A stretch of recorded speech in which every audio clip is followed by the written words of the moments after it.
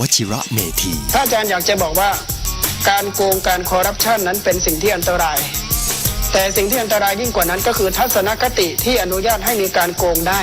โดยที่ไม่เห็นว่าเป็นความผิดสิ่งนี้ต่างหากคือการสร้างคำอธิบายให้การโกงมีความชอบธรรมเป็นสิ่งที่อันตรายยิ่งกว่าการโกงโดยตรงซะอีกขอบคุณที่ซื่อสัตย์สุจริต Clean Radio อุบลใสสะอาดสวัสดีครับคุณผู้ฟังผู้ชมครับขอต้อนรับเข้าสู่รายการ Headline วันนี้ Clean Radio FM 92.5 MHz www.cleanradio925.com แอปพลิเคชันของสื่อสร้างสุขเช้าวันนี้ 6 โมงเช้ากับ14 นาทีวันพุธที่ 21 มีนาคมเผลอแป๊บเดียวนะครับจะมาถึงเดือนเมษายนกันแล้วสวัสดีครับคุณนพพรครับครับสวัสดีครับก็กลับมาเจอกันครับวันนี้เป็นวันแรมวันขึ้น5ค่ำเดือน5ปีจอครับมีข่าวฝากไหมครับ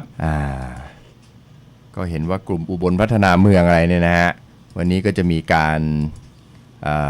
เรียกว่าเผยแพร่แนวความคิดในเรื่องของอุบลพัฒนาเมืองซึ่งก็เป็นคนละกลุ่มกับกลุ่มรวมใจอุบลพัฒนาเมืองนะฮะคนละกลุ่มกันอันนั้นก็กลุ่มเขาเรียกว่า9องค์กรที่รวมกันผนึกนะครับเห็นไกลอุบลลงข่าวส่วนวันนี้ก็เป็นอุบลพัฒนาเมืองอีกพัฒนาเมืองหนึ่งก็แสดงว่าคนต้องการที่จะมาช่วยเหลืออุบลเนี่ยมีเยอะมากเลยนะคุณนพพรฮะน่าภูมิใจนะฮะอาจจะพัฒนาเมืองนี่ก็คือเทศบาลเมืองมันจะมีเทศบาลนครมีเทศบาลเมืองวารินแล้วก็จะมีอีก23อำเภออีกที่นี่ครับผมมันก็พัฒนาก็โอ้โหต้อง25อำเภอนะครับต้องหลายกลุ่มแหละครับผมกลุ่มเดียวจะพัฒนาได้ไงทั้งหมด25อำเภอนะครับผมไม่เขาก็จะพัฒนาทั้งจังหวัดแหละโอ้ยกำลังไปไม่ถึงเลยทุกกลุ่มก็จะพัฒนาทั้งจังหวัดนั่นแหละมหาดไทยเขาดูแลมาตั้ง70ปียังดูแลไม่ทั่วถึงเลยครับผมอันนี้เราเพียงแค่กลุ่มเดียวจะดูแลทั้งจังหวัดเป็นไปได้ยากมากครับผมโอ้เอาไปที่พยากรณ์อากาศดีกว่าฝนจะตกเปล่าวันนี้อันนี้สำคัญมากอุณหภูมิของจังหวัดอุบลราชธานีเรานะครับเวลาตี4ที่ผ่านมานะครับ 21.5 องศาเซนเซียสแล้วก็พยากรณ์ว่าต่ำสุดในเช้าวันนี้นะครับ21องศาสูงสุดในบ่ายนี้31องศาเซนเซียสครับจะมีพายุฝนฟ้าคะนอง 40% ของพื้นที่นะครับเมื่อวานนี้ก็พายุเข้าไปถล่มที่บุญทริกนะครับเสียหายกันระเนระนาดเลยนะครับอุณหภูมิสูงสุดเมื่อวานนี้ 37.1 องศาเซนเซียสพระอาทิตย์ตกเย็นวันนี้ที่หาดคูเดือ 18:13 นาทีแล้วก็ไปขึ้นพรุ่งนี้เช้าที่ภาชนะใดเวลา 6:02 นาทีครับใครที่ต้องมาที่ทางด้านศูนย์ข้อมูลอุบัติเหตุไทย IC.com วันนี้มีตายแล้ว6ศพนะครับเมื่อวาน62ศพมกราคมเป็นต้นมาเรามีคนที่ตายจากอุบัติเหตุจราจรถึง 3,669 ศพนะครับคือเฉลี่ยแล้ววันหนึ่งประมาณ60ศพเลยนะคุณนพพรนะคนไทยนะฮะมีข้อสังเกตว่าวันจันทร์วันอังคารที่ผ่านมานี่ตัวเลขตายสูงมากนะครับผมขึ้นมาเป็น60เมื่อวันก่อนนี่ก็ประมาณนี้นะฮะหรือยมบาลทำงานตอนวันจันทร์วันอังคารหรือเปล่าเป็นเรื่องที่น่าแปลกใจว่าทำไมเกิดเหตุโอ้เยอะจริงๆแทนที่จะเป็นวันหยุดใช่ไหมฮะศุกร์เสาร์อาทิตย์ออกเที่ยวหรืออะไรอย่างนี้นะฮะแปลกใจมากนะครับวันจันทร์วันอังคารครับตอนนี้พักกันครู่หนึ่งเดี๋ยวกลับมาครับขอขอบคุณจากใจ Headline Channel ตั้งซุนเซ็งเฟอร์นิเจอร์มหาอาณาจักรเฟอร์นิเจอร์ครบวงจรมีให้คุณเลือกเยอะที่สุดในจังหวัดอุบลราชธานีทั้ง4สาขาสาขาวารินชำราบทางไปจังหวัดศรีสะเกษสาขาพะโล้รังฤทธิ์ข้างโรงเรียนอนุบาลอุบลสาขาชยางกูลตรงข้ามสุนีทาวเวอร์สาขาเลี่ยงเมืองติดกับแมคโครอุบลอุบลการแว่นอุบลแว่นทิพย์วัดสายตาประกอบแว่นวันนี้ตรงไปอุบลการแว่นถนนเขื่อนธานีอุบลแว่นทิพย์ถนนพรหมราชอยู่คู่สายตาคุณมากว่า20ปีติดต่อโฆษณาประชาสัมพันธ์ Headline Channel 081-790-8442 www.cleanradio925.com มาถึงช่วงของข่าวท้องถิ่นในวันนี้ครับมาถึงเรื่องราวของข่าวท้องถิ่นวันนี้ก็คงจะนำเสนอภาพแรกก่อนนะครับเป็นความเสียหายที่เกิดขึ้นอยู่ที่ทางด้านอำเภอบุญทริกนะครับเมื่อวันที่ผ่านมานะครับผมวันก่อนก็เดดูดมครับเมื่อวานก็มาบุญทริกอีกนะฮะก็เป็นพายุเข้าแล้วก็มีความเสียหายเกิดขึ้นต้องขอบคุณทางด้านเพจนะครับอำเภอบุญทริกจังหวัดอุบลนะครับครับนี่ก็คือภาพความเสียหายที่เกิดขึ้นอยู่ที่หนักสุดฮะอยู่ที่บ้านนาโพบ้านจงเจริญบ้านโนนเขื่องบ้านสันติสุขบ้านโนนเลียงบ้านหนองสโนบ้านคำดูนบ้านหนองม่วงบ้านแมดแล้วก็บ้านอื่นๆนะครับมีต้นไม้หักแล้วก็บ้านเรือนพังพินาศครับเราไปดูภาพกันนะครับนี่คือความเสียหายที่เกิดขึ้น เมื่อวานนี้นะครับจากการที่พายุเข้าครับดูสังกะสีครับปลิวว่อนนะครับ แล้วก็ ตอนนี้ก็คงหลังคาบ้านหายไปนะครับนะฮะแล้วก็มากองอยู่ที่พื้นนี่หลังนี้ครับหลังคาบ้านเปิดเกลี้ยงเลยนะครับผมไม่หลงเหลือเลย ลมแรงมากสุ่มไก่ก็เสียหายนะครับบ้าน ไก่ไปไหนแล้วฮะไก่คงไม่เหลือแล้วครับผมตัวนี้ก็ทั้งฝาเป็ดแอมนะครับทั้งหลังคาปลิวนะครับอันนี้ก็ล้มไม้ล้มทับนะที่จอดรถนะครับต้นไม้ใหญ่อันนี้เป็นภัยที่เราป้องกันไม่ได้เลยใช่ไหมคุณนพพรฮะป้องกันได้ครับผมทำยังไงฮะก็เพราะว่าตอนนี้คือดินฟ้าอากาศแปรปรวนเพราะว่าเราความสมดุลทางระบบนิเวศมันหายไปครับก็นั่นไงก็เราคนเดียวก็ทำอะไรไม่ได้10 คนก็ทำอะไรไม่ได้20 คนก็ยังทำอะไรไม่ได้เลยมันต้องคนทั้งโลกช่วยกันครับนี่ก็เป็นต้นไม้ล้มทับบ้านนะครับผมทำได้ก็เพียงแค่ถ้าอย่าไปทำมีบ้านใกล้ๆต้นไม้ใหญ่ใช่ไหมฮะลดความเสี่ยงตัวนี้ก็สังกะสีก็ปลิวนะฮะปลิวว่อนนะครับผมน่าเห็นใจคนบ้านนี่นะฮะแต่ว่าเบื้องต้นก็จะได้รับการช่วยเหลือจากทางด้านอบตนะครับไปแจ้งอบตก็จะให้ความช่วยเหลือแต่ก็มีข้อจำกัดว่าหลังหนึ่งไม่เกิน 2,000 บาทประมาณนี้ครับถ้าเผื่อเสียหายทั้งหลังก็ช่วยได้คือไม่เกิน 20,000 บาทนะฮะนี่ก็เป็นเงื่อนไขของทางด้านอบตแต่ว่าก็จะมีหน่วยงานทางด้านภาครัฐอื่นเข้ามาช่วยเหลือด้วยนะครับครับนี่คือสภาพที่เกิดขึ้นเมื่อวานนี้นะครับที่อำเภอบุญทริกในหมู่บ้านต่างๆนะครับที่เรากล่าวไปเมื่อสักครู่นะครับก็เป็นต้นไม้หักหลังคาปลิวฝาเป็ดแอมบ้านปลิวนะครับผมโอ้โหต้นไม้นี่ก็เป็นอุนิตล้มขวางทางเลยนะครับนี่คือสภาพความเสียหายที่เกิดขึ้นครับก็ต้องขอบคุณทางด้านเพจนะครับอำเภอบุญทริกจังหวัดอุบลราชธานีเรานะครับที่แชร์ข้อมูลมานะครับออกจากเรื่องนี้ไปอีกเรื่องหนึ่งทีนี้ครับเรื่องอะไรล่ะครับเป็นเรื่องราวนึกว่าจะจบแต่ก็ไม่จบนะครับก็คือตอนนี้ทางด้านภาคประชาชนไปยื่นหนังสือต่อศูนย์ดำรงธรรมนะครับให้ย้ายผู้ว่ารองผู้ว่าแล้วก็เจ้าที่ออกหนังสือคลาดเคลื่อนนะครับเพื่อเป็นการสมณฉันท์คนในจังหวัดเหมือนกันครับผมแน่ศูนย์พิทักษ์องค์กรของภาคประชาชนไม่จบขอโทษไม่พอครับผมขอโทษไม่พออยากให้ย้ายเหมือนกันครับทำหนังสือยื่นไปถึงทางด้านท่านนายกย้ายไปไหนล่ะฮะก็ขอให้ออกจากพื้นที่เหมือนกันครับเฉพาะรองผู้ว่าแหละทั้งทีมครับผมห่วยเขาไม่ได้ท่านผู้ว่าก็ไม่ได้ไปอ่านหนังสือด้วยไม่ใช่เหรอคุณนพพรนะครับเหตุการณ์นี้เกิดขึ้นมาเมื่อวันที่19มีนาคมเวลาบ่าย 3:30 นที่ศูนย์ดำรงธรรมจังหวัดขอนแก่นครับนายตุลประเสริฐศิลป์ครับประธานองค์กรต่อต้านคอร์รัปชันภาคพลเมืองจังหวัดขอนแก่นพร้อมกับคณะเข้ายื่นหนังสือร้องเรียนต่อพลเอกประยุทธ์จันทร์โอชาท่านนายกผ่านศูนย์ดำรงธรรมครับให้มีคำสั่งย้ายนายสมศักดิ์จังตระกุลผู้ว่าราชการขอนแก่นและก็นายสุชัยบุตรสาระรองผู้ว่าราชการขอนแก่นและก็นางพรทิพย์ขำชื่นหัวหน้าฝ่ายบริหารงานทั่วไปออกจากพื้นที่เพื่อรับผิดชอบต่อการกระทำที่มีการออกหนังสือที่บอกว่าประชาชนโง่นะครับและก็มีนายชำนาญทองดีนะครับคนนี้ก็รักษาราชการแทน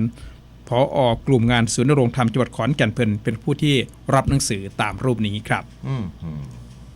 โดยทางด้านนายตุลนะฮะนายตุลก็คือคนนี้นะครับนายตุลประเสริฐศรีกล่าวว่าเหตุการณ์ที่เกิดขึ้นต้องเรียกร้องความเป็นธรรมจากการกระทำของผู้บริหารจังหวัดที่แสดงให้เห็นถึงการขาดภาวะผู้นำครับความรับผิดชอบเพราะว่าในเอกสารที่เป็นเอกสารสำคัญยืนยันชัดเจนว่าผู้บริหารจังหวัดขอนแก่นกำลังมองว่าคนขอนแก่นเป็นเช่นไรครับ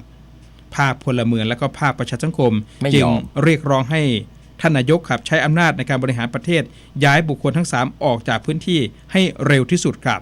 เพื่อลดกระแสและก็แรงเสียดทานในการทำงานระหว่างข้าราชการกับประชาชนที่กำลังเกิดขึ้นในขณะนี้ครับนี่นำเสนอข่าวไปก็มีของหนังสือพิมพ์ไทยรัฐและก็หนังสือพิมพ์ Daily News นะครับไปที่รายงานรถไฟจากสถานีรถไฟอุบลราชธานีคุณสมจิตวาดกลิ่นหอมกันก่อนครับสวัสดีครับค่ะสวัสดีค่ะคุณสุชัยคุณนพพรค่ะพายุฤดูร้อนได้ส่งผลกระทบต่อรถไฟไหมครับเนี่ยไม่เลยค่ะไม่เลยนะฮะเชิญครับค่ะสวัสดีค่ะท่านผู้ฟังทุกท่านวันนี้ขบวนรถเร็ว139รับส่งผู้โดยสารจากสถานีกรุงเทพจะเข้าถึงสถานีอุบลราชธานีได้เวลาประมาณ 6:35 น.เ ขบวนรถด่วนพิเศษอีสานวัฒนาขบวนที่23รับส่งผู้โดยสารจากสถานีกรุงเทพวันนี้จะเข้าถึงสถานีอุบลราชธานีได้เวลาประมาณ 6:45 นาทีขบวนรถด่วน67รับส่งผู้โดยสารจากสถานีกรุงเทพวันนี้จะเข้าถึงสถานีอุบลราชธานีได้เวลา 7:50 นาที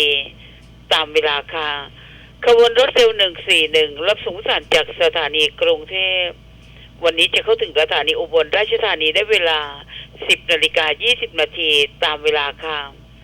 ขบวนรถท้องถิ่นขบวนที่425รับส่งผู้โดยสารจากสถานีลำชีวันนี้จะเข้าถึงสถานีอุบลราชธานีได้เวลา 8:30 นาทีตามเวลาค่ะดิฉันสมจิตวัดกลิ่นหอมประชาสัมพันธ์สถานีรถไฟอุบลราชธานีรายงานค่ะขอบคุณครับคุณสมจิตครับมาต่อกันที่เรื่องภารกิจทำอย่างไรให้คนไทยไม่โง่ครับ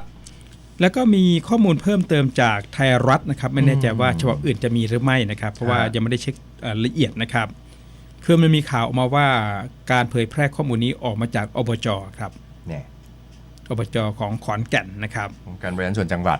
นักข่าวเองก็เลยไปสอบถามทางท่านนายกอบจขอนแก่นคือนายพงศักดิ์ตั้ง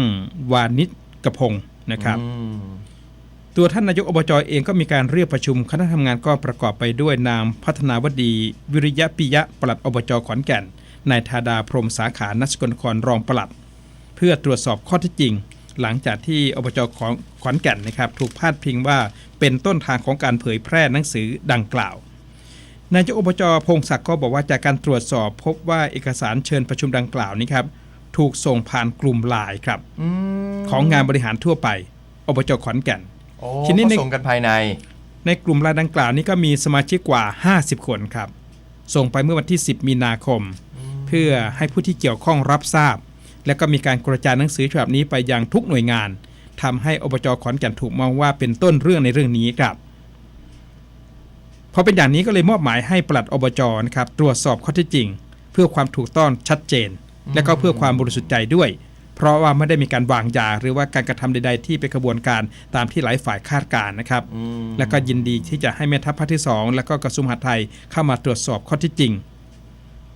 ส่วนเอกสารแก้ไขได้ส่งผ่านทางด้านโทรสารมาถึงสำนักปลัดอบจเมื่อวันที่12มีนาคมเวลา 18:37 นาทีเป็นการเชิญประชุมในวันที่13มีนาคมตามวันเวลาสถานที่เดิมเป็นหนังสือที่ส่งตามขั้นตอนที่มีการเซ็นรับทราบครับและก็ยังมั่นใจว่าพลเอกประยุทธ์จันทร์โอชานะครับท่านนายกและก็คณะครม.นะครับจะยังคงยืนยันตามกำหนดเดิมนะครับที่จะมีการจัดประชุมครม.สัญจรและก็ลงพื้นที่พบปะกับพี่น้องประชาชนเพราะว่าขณะนี้ได้เปลี่ยนหัวข้อใหม่แล้วและที่สำคัญคือคนขอนแก่นรอให้การต้อนรับท่านนายกอยู่ครับเพื่อจะได้มีโอกาสได้พูดคุยกับผู้บริหารสูงสุดของประเทศเชื่อว่าท่านนายกจะไม่แก้ไขกำหนดการอย่างแน่นอนครับนะครับแล้วคนที่มานี่เป็นคนโง่หรือคนฉลาดฮะคนที่มาประชุมนี่แหละฮะคนที่จะมาประชุมเราก็ไม่รู้เป็นประชาชนหรือเปล่าแล้วครับผมก็เป็นประชาชนเนี่ยก็เขาก็บอกว่าเชิญเพื่อมาคนที่มาก็ต้องเป็นคนฉลาดครับใช่ไหมเพราะว่าต้องมาคิดค้นในการแก้ปัญหาให้คนโง่ทีนี้ครับผมนะฮะจะเอาคนโง่มาถกเถียงกันเพื่อไปแก้ให้ปัญหาคนโง่ดับเบิลโง่ทีนี้ครับผมนะครับผมก็ต้องคนฉลาดมาคุณนพรนี่ฉลาดต่อจริงๆเลยนะครับผมแม่เป็นคนเก่งมากเลยนะผมว่านะโอ้โหน่าจะเปิดหลักสูตรนะเดี๋ยวผมจะช่วยประชาสัมพันธ์ให้นะคุณนพรเปิดหลักสูตรหน่อยนะไปที่ทางกระทรวงมหาดไทยทีนี้ครับจริงเป็นยังไงฮะที่กระทรวงมหาดไทยนี้นายนิสิตจันสมวงศ์คนนี้ก็เป็นรองปลัดกระทรวงมหาดไทยในฐานะที่เป็นโฆษกของมหาดไทยก็ให้สัมภาษณ์ถึงความคืบหน้าของการตรวจสอบหนังสือแจ้งเชิญประชุมของจังหวัดขอนแก่นเพื่อเตรียมการต้อนรับนายกมีถ้อยคำที่ไม่เหมาะสมนะครับบอกว่าได้ทำหนังสือชี้แจงส่งให้แก่นายชัดชัยพรหมเลิศปลัดกระทรวงมหาดไทยเรียบร้อยแล้วครับและก็ทางด้านปลัดมหาดไทยเองก็ได้ส่งต่อให้แก่คณะกรรมการตรวจสอบข้อเท็จจริงแล้วมีนายบุญธรรมเลิศสุขีเกษมรองปลัดเป็นคณะกรรมการตรวจสอบข้อเท็จจริงตอนนี้อยู่ระหว่างขั้นตอนของการพิจารณาว่าคำชี้แจงดังกล่าวสมเหตุสมผลหรือไม่ทางนี้ปลัดมหาดไทยไม่ได้มีการกำหนดกรอบระยะเวลาแต่ได้ย้ำให้ดำเนินการโดยเร็วที่สุดเพื่อเกิดความกระจ่างนะครับ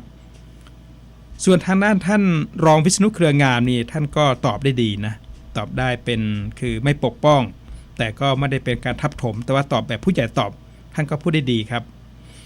ท่านบอกว่าในกรณีของปรากฏถ้อยคำว่าทำอย่างไรให้ประชาชนหายโง่ในหนังสือราชการลงนามโดยรองผู้ว่าราชการจังหวัดขอนแก่นอยากได้ตัวหนังสือนั้นมาดูเพราะการตั้งหัวข้ออย่างนั้นถือว่าเป็นเรื่องที่ประหลาดครับผมการทำหนังสือราชการต้องใช้ความระมัดระวังควรใช้คำที่เป็นทางการใช่ฮะเพราะนี่เป็นหนังสือราชการนะครับไม่ใช่ว่าหัวข้อพาดหัวข้อข่าวเฮียดไลน์หรือว่าหนังสือพิมพ์นะครับในขณะที่พลเอกชัดชัยสาริกัลยะครับท่านรองนายกเองก็บอกว่าไม่อยากออกความเห็นแต่เห็นจากข่าวว่ามีการออกมาแสดงความรับผิดชอบแล้วถือว่าเป็นเรื่องที่ดีเมื่อผิดพลาดและก็แสดงความรับผิดชอบเมื่อถามว่ากรณีนี้จะเป็นบทเรียนให้สู่ราชการอื่นอย่างไรท่านพลเอกชัดชัยก็บอกว่าทุกคนต้องปฏิบัติอย่างนี้อยู่แล้วเมื่อทำไม่ถูกต้องออกมาขอโทษทำอย่างนี้ชัดเจนดีครับแน่นี่ก็เป็นสิ่งที่น่าชื่นชมนะครับแล้วก็ที่น่าชื่นชมมากคืออาจารย์วรเจตน์นะครับผมดร.วรเจตน์ซึ่งกลุ่มนิติราษฎร์ของมท.นะครับกลุ่มนิติราษฎร์ของมหาวิทยาลัยธรรมศาสตร์อาจารย์วรเจตน์นี้เป็นนักกฎหมายที่ลูกศิษย์ลูกหาชื่นชมมากนะท่านที่ผมคุยกับลูกหลานที่ไปเรียนกฎหมายที่ธรรมศาสตร์บอกว่าอาจารย์สอนหนังสือเก่งมากครับผมเป็นคนเก่งมากเป็นคนที่เก่งมากสอนหนังสือดีมากนะครับดีเท่าอาจารย์นพพรเปล่าบังเอิญว่ามีนักวิชาการของกลุ่มนิติราษฎร์ครับไปตั้งพรรคการเมืองกับคุณธนาธรมั้งฮะกลุ่มพรรคการเมืองใหม่นะครับอาจารย์วรเจตน์ให้สัมภาษณ์ทันทีเลยว่าถือว่าอาจารย์ท่านนี้คือหลุดออกไปจากทางด้านกลุ่มนิติราษฎร์แล้วเพราะว่ากลุ่มนิติราษฎร์เองก็ไม่ได้เป็นที่ปรึกษาของพรรคด้วยแล้วก็ถือว่าต้องการเพียงแค่ให้ความรู้ด้านวิชาการแก่พี่น้องประชาชนถ้าเผื่อไปเล่นการเมืองนะครับทางกลุ่มคือไม่เกี่ยวข้องด้วยก็ถือว่าออกจากกลุ่มเป็นที่เรียบร้อยนะครับผมไปอยู่พรรคอนาคตใหม่แล้วแล้วก็เข้าใจว่าอาจารย์ที่ท่านไปนั้นครับก็คืออยากจะไปเปลี่ยนแปลงสังคมบ้านเมืองให้ดีขึ้นแต่อาจารย์วรเจตน์มองว่าภายใต้บริบทปัจจุบันนี้นะครับคงจะทำได้ยากนะครับผมการไปเดินในพรรคการเมืองนี่คงจะยากที่จะเปลี่ยนแปลงบ้านเมืองอยู่อย่างเป็นนักวิชาการอย่างนี้ดีกว่าแล้วขณะเดียวกันก็มีคำถามจากผู้สื่อข่าวครับถามว่านะครับถามว่าการที่พลเอกประยุทธ์จันทร์โอชานะครับไปเป็นที่ปรึกษาของพรรคพลังประชาราษฎร์นะครับประชารัฐนะครับมีความเห็นอย่างไรครับอาจารย์วรเจตน์ก็ตอบดีมากครับตอบว่าเป็นสิ่งที่ยังไม่ปรากฏครับก็ท่านยังไม่ได้สมัครมาเสมออะไรเลยครับยังไม่ปรากฏเพราะฉะนั้นจะไม่ตอบคำถามที่ยังไม่ปรากฏบางครับยังไม่เกิดขึ้นครับผมนี่คือตัวอย่างของคนที่มีหลักในการทำงานนะครับผมต้องขอชื่นชมท่านจริงๆนะฮะอาจารย์วรเจตน์ครับผมก็คือแต่ว่าท่านเองก็บอกว่าคุณนพพรหรือเปล่าแต่ว่าท่านเองก็พูดดีนะท่านบอกว่าคือแต่ก็อยากจะให้ย้อนหลังกลับไปปี35มันมีบทเรียนอยู่แล้วว่าอะไรคืออะไรนะครับท่านก็ตอบแค่นี้แต่ก็ไม่ขอตอบเพิ่มเติมไปกว่านี้นะครับเพราะว่าเป็นสิ่งที่ยังไม่ปรากฏก็ไม่รู้ว่าท่านจะเป็นที่ปรึกษาจริงหรือเปล่าก็ยังไม่รู้อีกครับแล้วไปตอบไปโดยที่ยังไม่มีอะไรเกิดขึ้นมันก็เหมือนกับเขาเรียกว่าเหมือนกับเสียรูปมวยพูดง่ายๆนะครับผมนะฮะปี35ก็พฤษภาธมิฬครับแล้วนี่รุ่นน้องคุณนพพรป่ะเนี่ยอาจารย์วรเจตน์เนี่ยรุ่นลูกมากกว่ารุ่นหลานเลยเหรอฮะครับผมไม่ใช่รุ่นน้องในหลายปีมากครับผมแต่ก็เรียกว่าคมคายไม่แพ้รุ่นพี่เลยนะฮะไปที่ทางด้านข่าวเด่นประเด็นร้อนครับผมฉลาดตอบไม่แพ้รุ่นพี่เลยครับผมข่าวเด่นประเด็นร้อนข่าวแรกไปที่ข่าวแรกเรื่องของคุณสมชัยเมื่อวานนี้ฮือฮากันครับคสช.ใช้มาตรา44สั่งปลดครับเรียกว่าคนที่ปากพาไปนะคุณนพพรฮะสมชัยศรีสุทธิยากรพ้นกกต.ครับท่านก็ให้สัมภาษณ์ว่าเป็นคนรู้ทันคสช.นะครับเดี๋ยววันนี้ก็พาดหัวหนังสือพิมพ์ก็พูดถึงว่าคือไม่อยากให้คนรู้ทันนะครับประมาณนี้นะครับก็ต้องคอยติดตามกันต่อไปนะครับตกงานทันทีเลยนะคุณนพพรฮะครม.ไฟเขียวปรับแผนบริหารหนี้สาธารณะปี61เพิ่มวงเงิน 8.5 หมื่นล้านเลยนะครับ 85,000 ล้านหนี้สาธารณะเพิ่มขึ้นกว่า ที่ผ่านมาครม.ตั้งพรรคพงศ์เป็นผู้ว่ารฟม.อัยการขีดเส้นผลสอบเพิ่มเปรมชัยล่าเสือดำ26มีนาคมนี้นะครับกรมศุลแจงกรณีเก็บภาษีกระเป๋าหรูไปที่ไทยรัฐออนไลน์นะครับบิ๊กตู่ลุยใช้มาตรา44ฟันสมชัยไล่พ้นกกต.ครับเมื่อวานหลังจากไล่พ้นเนี่ยคุณสุทธิชัยหยุ่นก็สัมภาษณ์ทันทีเลยนะฮะปรากฏว่ามีคนโทรมาหาคุณสมชัยเยอะมากเลยครับคุณนพพรครับ กำลังหางานใหม่ทำอยู่ครับคุณนพรครับ อือฮึ อาจจะไปเป็นพิธีกรรายการเหมือนคุณสุทธิชัยหยุ่นก็เลยบอกเอางั้นชวนมาคุยที่นี่ไม่เรามากับคุณสุทธิชัยไม่ได้เงินเหมือนกันครับผม อือฮึ แกพูดอย่างนี้เลยครับ จะเป็นต้องมีเงินประจำเหมือนกันแกพูดตรงๆเลยนะแสดงว่าแกก็ลำบากเหมือนกันนะคือเงินเดือนหายไปเลยอะถ้าแกพูดแบบนี้ออกอากาศไปเนี่ยนะฮะสลดนักเรียนชายม .1 ครับผูกคอตายคาบ้านพ่ออึ้งจดหมายลาตายบอกเกลียดทุกคนเหมือนกันครับแม่วุฒิภาวะนะฮะโง่เฮงอเจ้างามเปรี้ยงแต่รักนะครับตาคมเฉียวโหนกแก้มสวยใบหน้ารูปทรงเพชรคางเรียวแหลมสินแสดังดวงเจ้าเบลล่าทำอึ้งทั้งพระนครโอ้โหนี่สินแสนี่เกาะกระแสเหมือนกันนะ อือฮึ แม่ถ่ายทอดวิชาอะไรฮะโง่เฮงไปโดยการเกาะกระแสเจ้าไปนะฮะบิ๊กแอสฮะคุณนพรรู้จักไหมฮะ รู้จักครับ ถูกศาลออกหมายจับสมาชิกทั้ง5คนเลยครับ ข้อหาอะไรเนาะนี่ นั่นสิลองคลิกไปดูสิฮะข้อหาอะไรฮะคุณนพรนะฮะ น่าสนใจนะฮะ ทำไมโดนทั้ง5คนเลยฮะ ครับ บิ๊กแอส ละเมิดลิขสิทธิ์หรือเปล่าไม่รู้ ทวงที่ดินทางด่วนคืนทีมข่าวเฉพาะกิจของไทยรัฐออนไลน์นะครับไปที่ Daily News ออนไลน์ครับ Daily News ออนไลน์ข่าวแรกนะครับ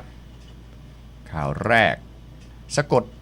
รอยสอบตนักปั่นลอบยิงดับคาจักรยานครับสอบตนะฮะโดนยิงขณะที่ปั่นจักรยานกลับบ้านนะคลื่นจะมีปัญหานะคุณผู้ชมนะฮะคลื่นไม่ออกอากาศแล้วนะฮะ น่าจะเป็นที่วิทยุมากกว่าครับผม ม.44 ปลดสมชัยพ้นกกตนะครับแล้วก็กทมฝนฟ้าขนอง 40% นะครับแล้วก็มีหมดแล้วนะครับนั่นคือ Daily News ออนไลน์นะครับเราไปกันที่Post Today ส่งท้ายเลยครับ Post Today ครับข่าวแรกปศุสัตว์นครแจงจำเป็นต้องกำจัดหมาตัดเชื้อพิษสุนัขบ้าเพื่อป้องกันลุกลามนะครับแล้วก็มาที่ข่าวการเมืองรู้สึกเป็นเกียรติยิ่งที่ได้เปิดหน้าคสช.นะครับแล้วก็มีรูปของคุณสมชัยศรีสุทธิยากรข่าวต่างประเทศนะครับข่าวต่างประเทศเจ้าแห่งรัสเซียคำทำนายกลายเป็นจริงย้อนคำทำนายบาบาวันก้านอสตราดามุสจากบอลคานทายแม่นอนาคตจะมีวลาดิเมียร์ลอร์ดแห่งรัสเซียฮะโอ้โหตอนนี้ก็เรียกว่าเป็นคล้ายๆเป็นจักรพรรดิแห่งรัสเซียเหมือนกันนะคุณนพรนะฮะ ทางจีนก็มีสีเจิ้นผิงนะฮะทางนี้ก็เป็นเรียกว่าเป็นจักรพรรดิของรัสเซียเลยสมเกียรติตั้งข้อสังเกตรัฐบาลคสช.อุ้มในทุนโทรคมนาคมคล้ายกับยุคทักษิณครับนี่ประธาน TDRI ออกมาพูดเองเลยนะครับแล้วก็มาถึงข่าวการเงินไทยลาวร่วมมือจ่าย QR Code ข้ามประเทศนะครับข่าวการตลาดนะครับเดอะมอลล์ชิงยอดหน้าร้อนคว้างบกว่า130ล้านลุย8ไฮไลท์อัดโปรแรงสูงสุด 80% ปั๊มยอดขายนะครับนั่นคือPost Today พักกันสักครู่หนึ่ง เดี๋ยวกลับมาครับ ท่านที่กำลังมองหาบ้าน ขอแนะนำบ้านคุณภาพโดยคนรักบ้านเจริญทรัพย์วิลล่าโครงการ 12 บ้านเดี่ยวชั้น